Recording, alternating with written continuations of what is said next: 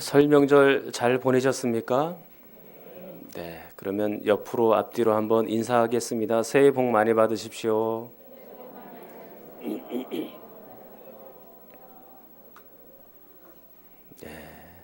감사합니다. 제가 뭐 인사를 많이 하는 편은 아니고요. 특별한 날에만 이렇게 한 번씩 합니다. 우리의 진정한 복은 하나님뿐인 줄 믿습니다. 하나님이 우리의 상급이고 우리의 복이에요. 그 하나님을 믿고 있는 여러분들은 참으로 복된 자녀들이죠. 그 하나님의 은혜와 평안이 여러분 가정에 흘러 넘치고 여러분의 직장에 충만하기를 축원합니다. 마가복음 7장 24절부터 30절 말씀 통해서 수로보니게 여인의 신앙 성장기를 여러분들과 함께 이미 살펴보았습니다. 이 여자는 자신의 딸이 귀신 들린 것을 알고 예수님께 와서 고침받기를 기대하였죠. 근데 예수님께서 뭐라고 말씀하십니까? 27절에 보니까 예수께서 이르시되 자녀로 먼저 배불리 먹게 할지니 자녀의 떡을 취하여 개들에게 던짐이 마땅치 아니하니라. 이 여자를 개로 취급하였죠. 사실 이 여자는 개가 맞습니다. 왜냐하면 이방인이나 유대인이나 하나님을 제대로 믿지 못하면 그가 바로 짐승이고 개인 겁니다. 우리는 이미 이사야 56장, 시편 49편, 그리고 전도서 12장을 통하여 각각 다 살펴보았습니다. 이방인이나 유대인이나 하나님 말씀대로 살지 않으면 그가 바로 개이고 짐승인 것이죠. 그럼에도 불구하고 예수님께서 이 여자의 면전에서 개라고 표현을 하였으니 이 여자는 당연히 모멸감을 느꼈을 것 같습니다. 그런데도 불구하고 이 여자는 조금도 물러서지를 않죠. 예수님께서 왜 이 여자를 개로 혹독하게 다루셨을까?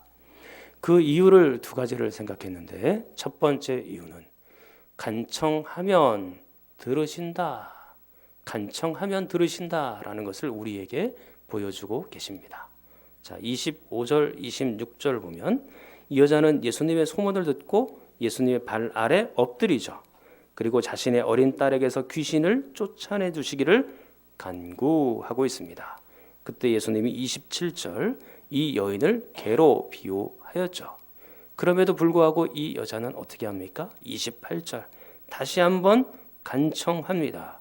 주님 옳습니다. 저는 개입니다. 개들도 상 아래서 떨어지는 부스러기는 먹지 않습니까? 그렇게 간절하게 다시 한번 청하죠. 결국 이 여자의 어린 딸은 고침을 받게 됩니다. 사랑하는 성도 여러분, 간청하면 들으십니다. 기도하면 응답하십니다. 우리가 기도하지 않기 때문에 못 받는 것입니다. 하나님 앞에 기도하십시오. 물론 기도라는 것이 우리의 소원이 이루어지고 우리의 욕심이 이루어지는 것, 그것을 기도라고 말하기가 어렵습니다. 기도라는 것은 하나님의 뜻이 이루어질 때 참된 기도입니다. 그럼에도 불구하고 우리의 힘든 점이 있고 어려움이 있을 때 하나님은 그것을 통하여 하나님 앞으로 나오기를 원하시죠. 왜 그러실까요? 그 기도를 통하여 하나님께 가까이 하기를 원하며 그 기도를 통하여 하나님의 뜻을 조금이라도 더 깨닫고 알기를 원하는 하나님의 심정이 그 가운데 있다라는 것입니다. 여러분들이 어떠한 문제들이 있을지라도 하나님 앞으로 나와 기도하십시오. 그러면 분명히 하나님의 뜻을 여러분들이 깨달아 갈 수 있을 것입니다. 그리고 두 번째, 이 여인을 개로 혹독하게 다루신 이유는 신앙의 성장을 위하여 그런 것이죠.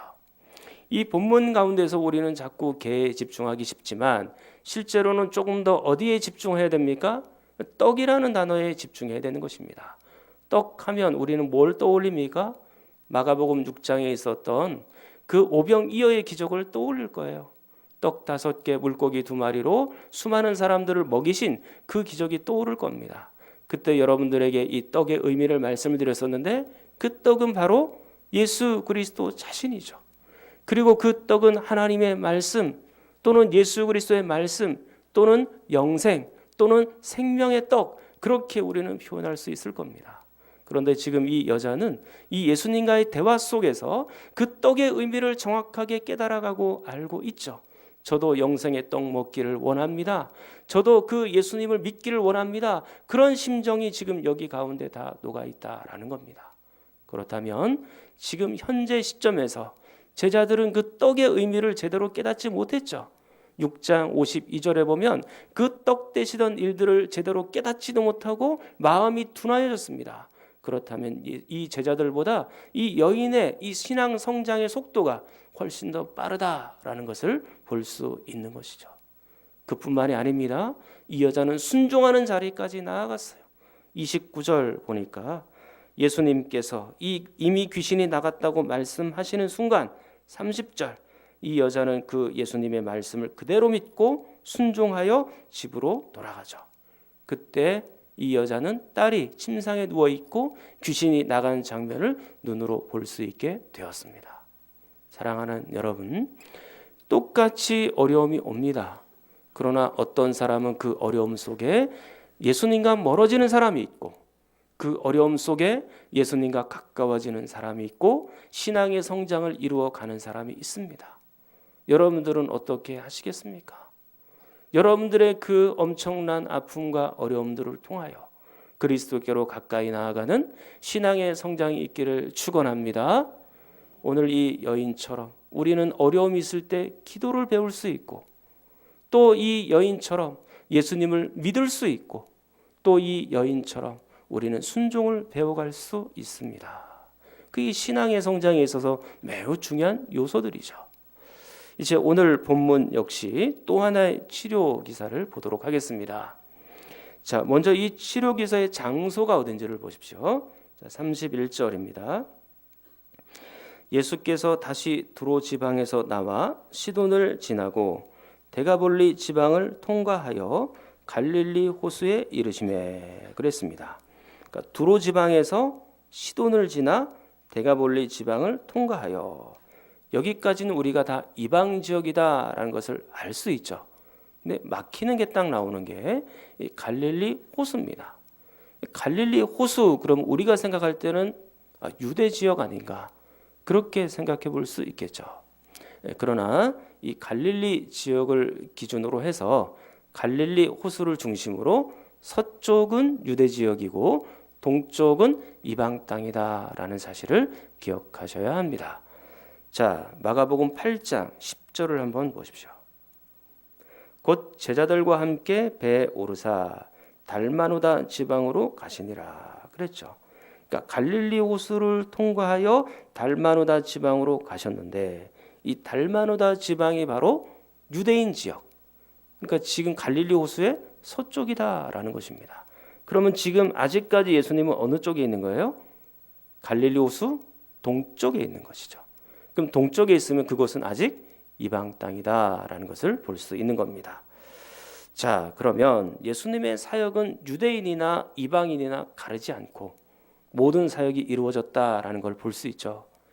물론 예수님은 유대 지역을 중심으로 해서 사역을 감당하신 것만큼은 분명하지만 그러나 이방 지역 역시 간과하지 않으시고 그들에게도 복음 전하기를 원하셨다라는 것을 기억하셔야 됩니다. 자, 이제 그러면 누구를 치료하고 계십니까? 치료의 대상이 나오죠. 32절입니다. 자, 32절 같이 읽겠습니다. 사람들이 귀먹고 말 더듬는 자를 데리고 예수께 나와 안수하여 주시기를 간구하거늘. 어떤 사람인가요? 귀먹고 말 더듬는 사람을 치료하고 계시죠.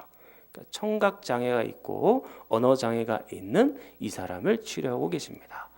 이 부분에 대해서는 다음 주일에 제가 조금 더 자세하게 그 대상에 대해서 말씀을 드리도록 하고 오늘은 치료의 과정에 집중하여 말씀드리도록 하겠습니다. 자, 첫 번째 치료의 과정은 33절 보시면 되겠습니다. 예수께서 그 사람을 따로 데리고 무리를 떠나사 그렇게 있습니다. 그러니까 첫 번째 치료의 과정은 그 사람을 따로 데리고 무리를 떠나셨다라는 것이 치료의 과정이에요. 왜 이렇게 이 사람을 따로 데리고 무리를 떠나셨을까? 사람들 많은 데서 이 사람 고쳐주면 하나님께 영광이 되고 하나님 나라가 더 확장되는 거 아닙니까? 그런데 왜 이렇게 하셨을까요? 거기에는 몇 가지 이유가 있다라고 생각하는데, 먼저는 이 사람을 세심하게 배려한다라고 볼 수 있습니다. 지금 이 사람은 장애인이죠? 그러면 많은 사람들이 이 사람을 고칠 때 이 사람을 주목하게 될 겁니다. 그러면 그 안에는 쑥스러움과 또 때로는 동정이 섞여 있을 수도 있겠죠. 그렇기 때문에 이 사람을 보호하기 위하여 따로 데리고 가셨을 가능성이 있습니다. 그리고 또 하나는 이 치료의 기사를 많은 사람들에게 전파하기를 꺼리시는 예수님의 마음이 있다라는 겁니다. 자, 성경을 한번 36절을 보십시오. 자, 36절 같이 한번 읽겠습니다. 예수께서 그들에게 경고하사 아무에게도 이르지 말라 하시되, 거기까지요. 자, 예수님이 이 사람을 치료하고 난 다음에 예수님께서 사람들에게 경고하죠. 뭐라고 경고합니까? 아무에게도 이르지 말라고 하세요. 근데 마가복음 5장 19절에 보면 거라사 광인이 치료받고 있는 장면이 나오는데요. 자, 거라사 지방은 역시 이방 지역이죠. 근데 이방 지역에서 이 사람을 치료하고 난 다음에 이 광인 5장 19절에는 어떻게 되어 있나요? 집에 가서 알려라. 그렇게 되어 있죠. 근데 여기도 지금 이방 지역이잖아요. 근데 거기서는 지금 이 알리라고 해놓고 여기서는 지금 아무에게도 이르지 말라고 했어요. 이게 뭐가 맞는 거예요? 사실은 둘 다 맞는 겁니다. 설명을 한번 잘 들어보십시오. 유대 지방에서 예수님께서 이 기적을 일으키셨을 때 사람들에게 예수님은 대체로 야, 아무에게 가서 알리지 말아라. 그렇게 이르셨죠. 그렇게 하신 이유가 뭡니까? 예수님을 오해하니까요. 예수님을 그저 단순히 정치적인 메시아, 그리고 자신의 경제적인 이 모든 아픔들을 해결해 줄 수 있는 그런 분으로, 그리고 로마의 압제에서 해방해 줄 수 있는 그런 분으로만 생각해 왔죠. 그러니까 전부 생각이 세상적인 거예요. 구약에서 예언되었던 그 메시아를 세상적으로만 생각한 거죠. 자신의 욕심을 채워줄 수 있는 분으로. 그러니까 예수님이 그때마다 기적을 일으킬 때마다 야, 얘기하지 말아라. 그렇게 얘기를 하신 겁니다. 그렇다면 지금 이방 지역 역시 마찬가지예요. 5장 19절에 있을 때 그 이방 지역에서 예수님은 아직은 많이 소문이 나 있는 상태는 아니에요. 그래서 자연스럽게 그에게 가서 집에서 이야기하도록 허락하셨지만 오늘 7장에 들어와서 예수님은 어떻게 돼 있나요? 두로 지방으로 또 시돈 지방으로 갈릴리 일대에 그리고 데가볼리 지역에 예수님에 관한 소문이 이미 많이 나 있었다라는 얘기입니다. 그러면 예수님이 기적을 일으키시고 병을 고쳐주시고 먹을 걸 먹여주시고 막 그럴 때에 사람들의 반응은 예수님을 그분들도 오해할 수 있었겠죠. 이방 사람들도 예수님을 자신의 욕심이나 채워주고 세상적인 환경이나 채워주는 그런 분으로 생각해 줄 수 있었다라는 겁니다. 그렇기 때문에 예수님께서 지금은 아무에게도 이르지 말라 그렇게 말씀하고 계신 거죠. 그리고 또 하나 따로 이 사람을 데리고 가신 이유는 이 사람에게 신앙 교육을 위하여 그런 것이다 라고 말할 수 있습니다. 예수님은 종종 제자들을 따로 불러내어서 신앙의 교육을 하신 적이 있으시죠. 자, 마가복음 4장 10절 이하에 보시면 예수께서 홀로 계실 때에 함께한 사람들이 12 제자와 더불어 그 비유들에 대하여 물으니라고 했습니다. 12 제자와 그리고 함께한 사람들을 예수님이 따로 교육하고 있는 장면이에요. 그리고 마가복음 7장 17절 무리를 떠나 집으로 들어가시니 제자들이 그 비유를 묻자온대. 제자들만 따로 교육하고 계시죠. 그러니까 몇몇 사람들을 따로따로 불러내어 교육하고 훈련하는 그런 장면들이 있었다라는 점이에요. 근데 오늘 이 사람 역시 따로 불러내어 그에게 또 다른 신앙 교육을 하고 있다라고 볼 수 있다라는 점입니다. 자, 이제 두 번째 치료의 과정입니다. 그의 몸에 손을 대셨다는 점이죠. 자, 33절. 자, 다시 한번 보시면요. 예수께서 그 사람을 따로 데리고 무리를 떠나사 손가락을 그의 양귀에 놓고 침을 뱉어 그의 혀에 손을 대시며 그렇게 말씀하고 있죠. 자, 치료의 과정에서 사람들의 몸에 손을 대는 것은 고대 사회에서는 자연스러운 일이었어요. 자, 32절을 다시 한번 보세요. 사람들이 귀먹고 말 더듬는 자를 데리고 예수께 나와 안수하여 주시기를 간구하거늘. 자, 뭐라고 되어 있습니까? 안수하여 주시기를 간구하고 있죠. 그러니까 만져달라는 거예요. 이 고침을 받도록 안수하여 주시고 만져달라는 겁니다. 그렇다면 유대의 지역이나 또 이방 지역이나 그 고대 근동에 보면 지금 고침을 받을 때 이렇게 안수하여 주고 만져주는 것은 자연스러운 현상이었다라는 점입니다. 근데 오늘 예수님은 조금 더 거기서 한 걸음 나아가서 어떻게 합니까? 손가락을 귀에 넣고 그리고 침을 뱉어서 그 사람의 혀에 갖다 대고 그런 행동까지 하시죠. 자, 이게 어떻게 보면 우리가 볼 때는 이게 좀 불결할 수 있겠다. 이게 좀 예수님이 침이 또 이렇게 혀에다 이렇게 닿는 게 서로 이게 좀 꺼림칙하다 그런 생각이 들 수도 있잖아요. 예, 근데 이게 성경 당시에는요, 이 민간요법으로 이 침이 활용되는 경우들이 종종 있었다라는 것을 기억해야 됩니다. 오늘날에도 여러분 벌레 물리고 모기 물리면 어떻게 합니까? 침 바르죠. 그러니까 이게 뭐 요즘 젊은이들은 물파스 바르는지 모르겠는데 물파스 없으면 대충 침 발라서 그렇게 하는 경우들이 있거든요. 그러니까 일종의 민간요법이었다라는 거죠. 당시에도 그런 일이 있었던 겁니다. 이게 요한 칼빈의 책에 보니까 그 요한 칼빈의 주석은 이렇게 해놨더라고요. 흥미롭게 주석을 해놨는데 이게 지금 에바다라는 단어가 나오잖아요. 그 에바다 의식을 치룬 적이 있다라고 얘기해요. 그러니까 로마에서 세례를 줄 때 에바다 의식을 치르는데 세례자의 침을 취하여 그 사람의 귀에 그리고 그 사람의 입술에 바르는 그런 일들이 있었다고 합니다. 이 요한 칼빈은요 이것에 대해서 매우 변태적인 것이다 그렇게 표현을 했습니다. 그러니까 이게 꼭 만지고 또 입술에 침을 바르고 그렇게 한다 그래서 병이 낫는 건 아니다라는 거죠. 반드시 그런 건 아니다라는 겁니다. 아무튼지 예수님은 지금 독특한 행동을 취하고 계시는 것만큼은 분명하죠. 자, 이제 세 번째 치료의 과정은 34절입니다. 하늘을 우러러 보셨다라는 거죠. 이제 우리는 이 치료의 근원에 조금씩 더 가까워지고 있습니다. 하늘을 우러러 보셨다라는 것은 어떤 의미입니까? 하나님의 능력을 의지하였다 또는 하나님께 기도하였다 그렇게 표현할 수 있습니다. 예수님은 하나님 그 자체잖아요. 그러므로 이 예수님께서 그 능력으로 이 사람을 충분히 치료가 가능해요. 그런데도 불구하고 하늘을 우러러서 그 하나님의 능력을 의지하는 모습을 보여주거든요. 삼일체 하나님이 함께 사역하기를 원하시는 거죠. 하나님의 능력에 기대요.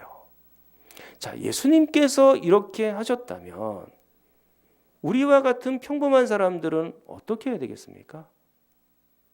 우리의 힘과 지혜로 일하지 마십시오. 우리는 하나님의 능력에 힘입어 일을 해야 합니다. 우리가 하나님께 기도하여 일을 해야 되는 것입니다. 우리에게 남아있는 유일한 능력은 하나님 앞에 기도하는 능력밖에는 없는 거예요. 하나님을 의지하는 능력 외에는 우리가 있을 수가 없습니다.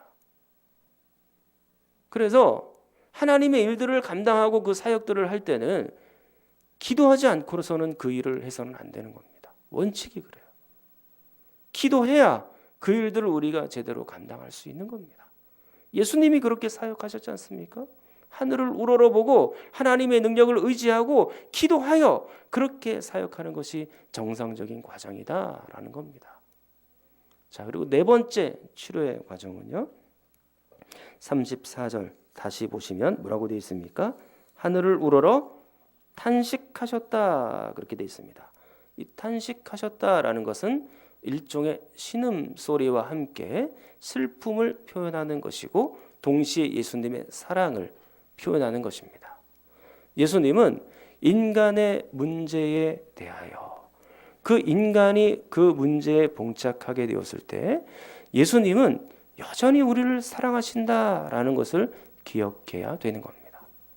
인간의 문제는 인간의 타락과 긴밀하게 연관이 되어 있습니다.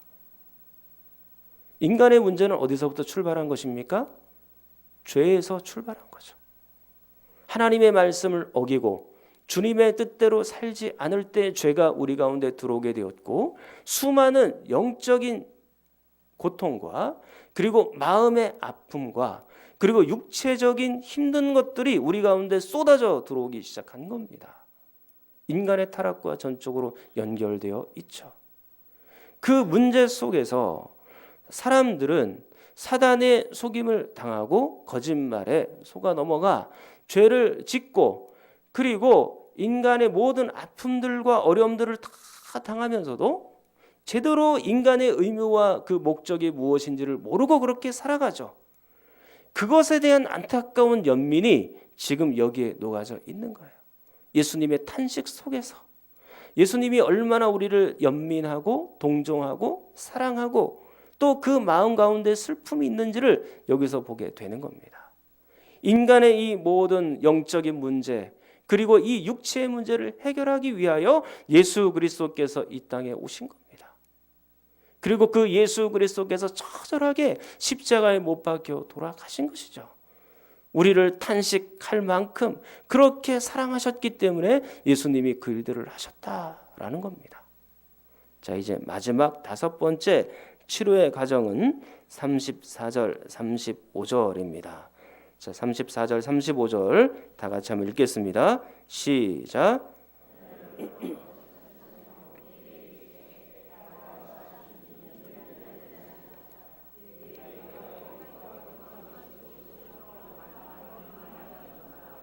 아멘. 자, 마지막 치료의 과정은 무엇일까요? 말씀이에요. 말씀. 에바다 말씀하시니 그의 귀와 그의 혀가 풀려지고 열려지는 그런 놀라운 역사가 있었다라는 것입니다. 물론 예수님께서 이미 보았지만 손가락을 그의 귀에 대고 침을 뱉어 그의 혀에 대기도 하였죠. 이런 것이 결정적으로 그를 치료한 것은 아닙니다. 물론 이런 상징적인 행동들이 그에게 위로가 됐을 수는 있어요.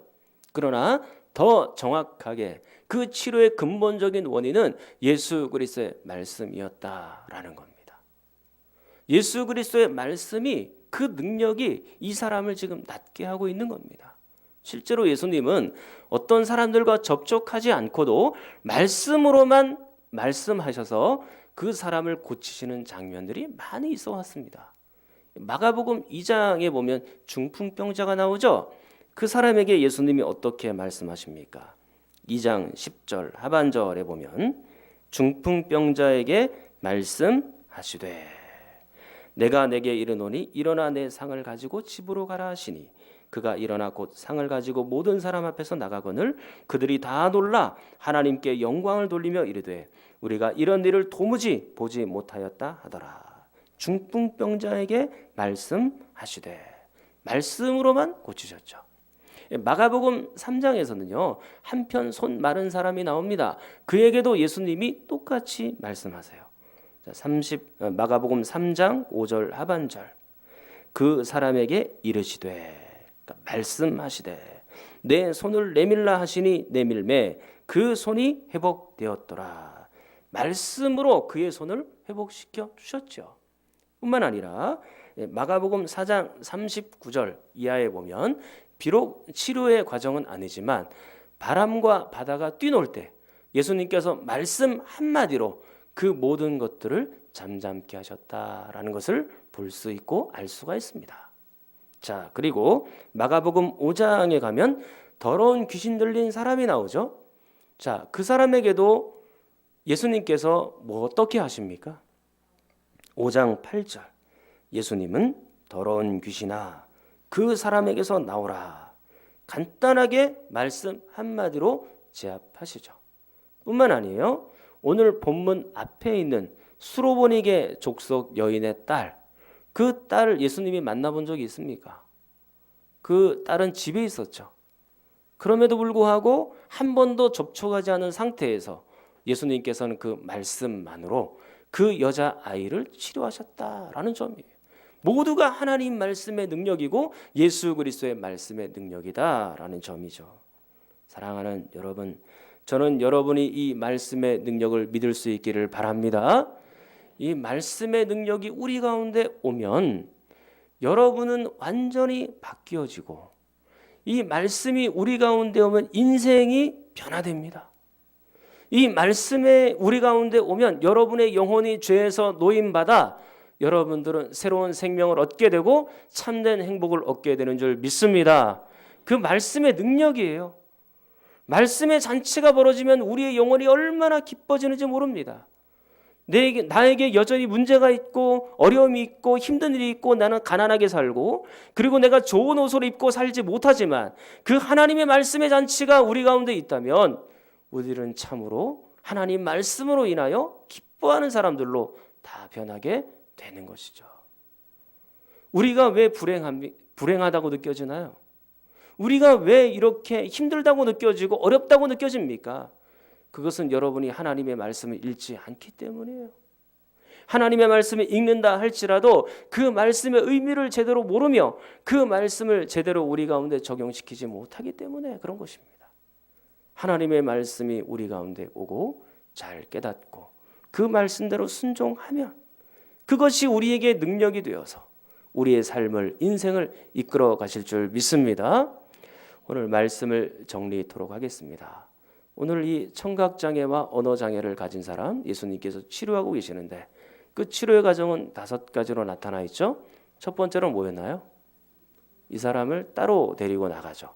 두 번째는요, 몸에 손을 대어주셨습니다. 자, 세 번째는요, 하늘을 우러러 보셨죠. 하나님의 능력을 의지하며 기도했다라는 얘기입니다. 네 번째는요, 탄식하였죠. 거기에는 예수님의 슬픔도 있지만 동시에 사람들을 사랑하는 마음도 담겨 있는 겁니다. 그리고 5번째는요, 그렇죠, 결정적인 치료의 과정, 하나님의 말씀이 거기에 있었던 겁니다. 히브리서 4장 12절 말씀을 보면 이렇게 되어 있습니다. 하나님의 말씀은 살았고 운동력이 있어 좌우의 날선 어떤 검보다도 예리하여 사람의 혼과 영과 및 관절과 골수를 찔러서 쪼개기까지 할 만큼 엄청난 능력이 있고, 그리고 사람의 마음과 그 뜻을 감찰하고 다 살피는 기능을 한다. 무엇이요? 하나님의 말씀. 하나님의 말씀은 이렇게 능력이 있는 거예요. 하나님의 말씀은 살았습니다. 하나님의 말씀은 운동력이 있습니다. 그래서 하나님의 말씀을 믿고 하나님의 말씀대로 순종하는 자들마다 모든 인생들이 다 변하여 그렇게 살아가게 되었죠. 하나님의 말씀은 어제나 오늘이나 동일한 줄 믿습니다. 그 하나님의 말씀이 여러분의 육체뿐만 아니라 그 하나님의 말씀이 여러분의 영혼까지 살리고 치료하는 놀라운 역사가 이 시간에 있기를 간절히 축원합니다. 우리 한번 통성으로 기도하겠습니다. 하나님 아버지, 우리를 치료하여 주시옵소서. 우리의 영혼과 육체가 병들었습니다. 지금도 살아있는 하나님의 말씀이 우리를 깨끗게 하여 주시옵소서. 하나님의 말씀이 거룩하지 못한 우리의 행동과 언어 생활과 악한 생각들을 떠나가게 하시고 경건한 능력이 회복되도록 도와주시옵소서. 하나님의 말씀이 우리 인생을 바르게 지도하여 주시옵소서. 우리 성경자 하나님과 몸이 아픈 분들을 위해서도 함께 기도합니다.